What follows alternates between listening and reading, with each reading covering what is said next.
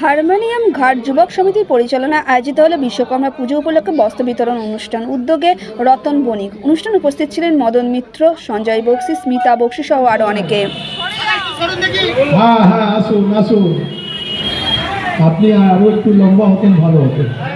दीपक झा है, हमारे लल्लन है, सभी लोग शंकर जी हमारे सभी मिलकर जरूरतमंदों के बीच में हाथों द्वारा दिया जा रहा है। उमा शंकर प्रसाद जी हैं, श्याम जी सूर्यदा के हाथों द्वारा अपने बुजुर्गों को हमारे रतन আমরা তো কেউ ডাক্তার নই, আমরা কেউ মানুষের চিকিৎসা করতে পারি না। ফলে ওদের দেখলে আমাদের দেখলে দাদা বলে লোক, আমায় দেখলে মদন মিত্র বলে, কিন্তু আমরা ওনাদের ডাক্তার বাবু বসুন।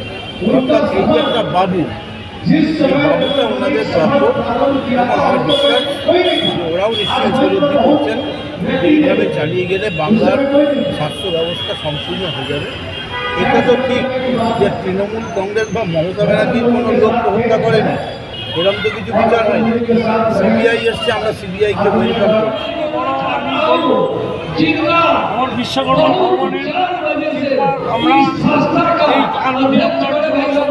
এই প্রতি বছর কিছু না কিছু করে আমরা এগিয়ে আছি এবং আমরা সবসময় চাই মানুষের শান্তি হোক, মানুষের কাছে যেন কিছু দিতে পারি, দুটো কাপড় হোক, মানুষের যেন শান্তি দিতে পারি, মানুষ যেন ভালো থাকে, এইটাই চাই। মোটামুটি 3-400